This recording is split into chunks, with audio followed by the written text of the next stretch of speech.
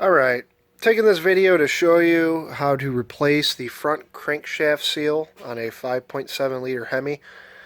This truck is a 2004 Dodge Ram 1500, and there's a couple tools that you're going to need to make this job very easy. Now, the first one is going to be a long reach harmonic balancer pulley installer kit, number 27306. It's the long reach one. And the bolt you're going to use is the M14 by 1.5 millimeter, and then there's a supplied nut in there that you use with that rod as well. I would advise, besides doing that, getting some sandpaper. I have some 1000 grit right here, so you can see I've already used it. And you just wrap it around the flange there with your hand and just kind of go back and forth, work out any slight imperfections along the flange surface. So what you do is just kind of wrap it around like that, and then apply a little pressure and keep going back and forth around the whole perimeter of the flange. And then once you're done, it'll look nice and clean.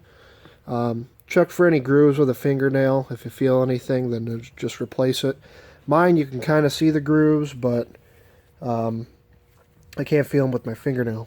So anyway, you're going to want to get some 1000 grit sandpaper, clean this. You need this tool, and then I advise getting a 3/4 inch socket. What is this? It's a CRAFTSMAN. Let me twist it around so you can see. What size is this? It is the 1 7/8. So you're going to want to use that socket along with that long reach tool. And you can see you can actually use it with the radiator still in the car. You know, I looked at some posts and they're like, oh no, you got to take the radiator out, there's just not enough room. Yeah, bullshit. I took the harmonic balancer out with this tool, which was a little difficult but still doable with a ratcheting wrench.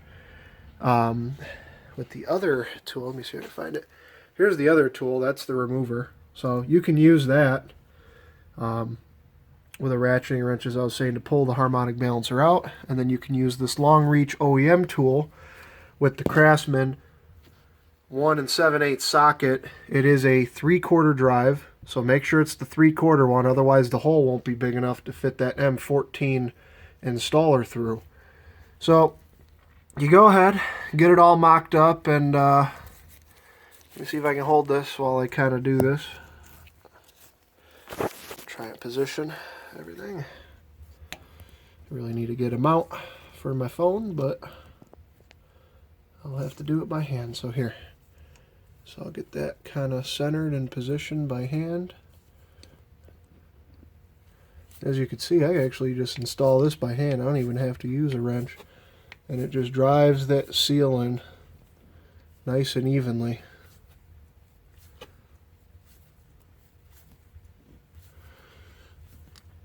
It's going pretty far by hand.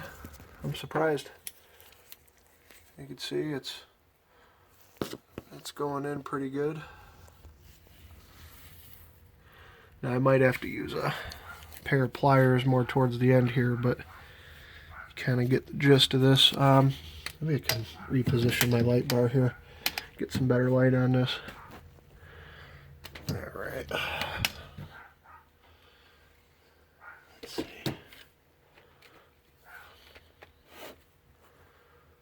Oh, that's better. Okay.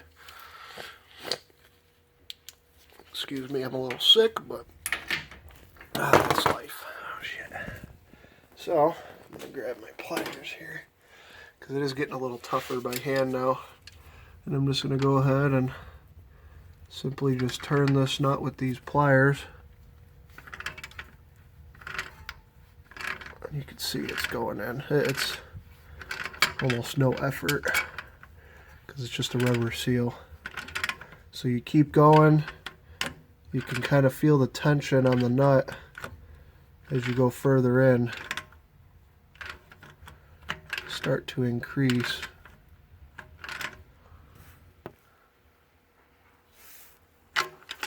Oh, and I think I'm right about where it needs to be. It's starting to get a little hard to twist the nut, and you don't want to overdo it because you'll bend the seal. So let's go ahead and leave that right where it's at. loosen the nut up. Take this out with the socket. See where we're at with this. Probably only need to put like 5 or 6 threads in there to do this, because quite honestly it's not a lot of clamping force you need to put on the threads in the crank, so you don't have to worry about stripping them. But when you go ahead and do this, fuck it. There we go. A little easier to work with. I really threaded that thing in there. Alright. Any day now. Okay. So, we'll pull that out. And then, my flashlight goes, you can see this. So, that's how the seal look installed. Looks to be pretty flush there. Maybe I can kind of visualize everything.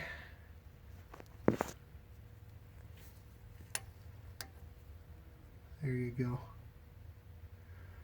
So that looks pretty good. It was getting pretty tense on me, and then now all you do is install the harmonic balancer, and you use that with this tool again.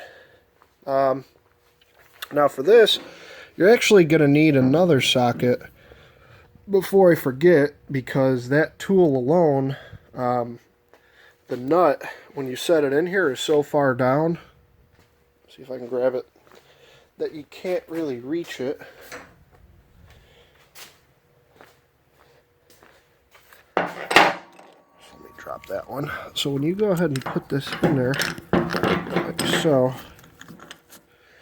you'll see that kind of gives you a little bit of a problem. First off, it's such a big size. I don't have a socket, a deep well socket to use for that. And secondly, just if you were to try to get a wrench in there, it's at an angle, so you might end up stripping the nut eventually after a few times of use. So what I ended up doing is I take one of these sockets in here. Let's see which one would work best.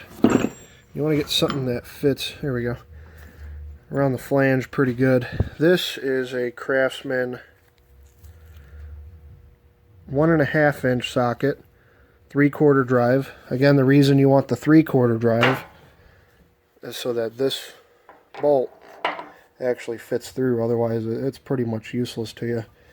So what you'll do is you'll mock this up on the truck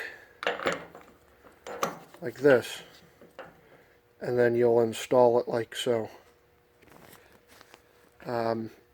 Oh, and don't forget, go ahead and lube the flange there before you install. That way you don't rip the seal or anything.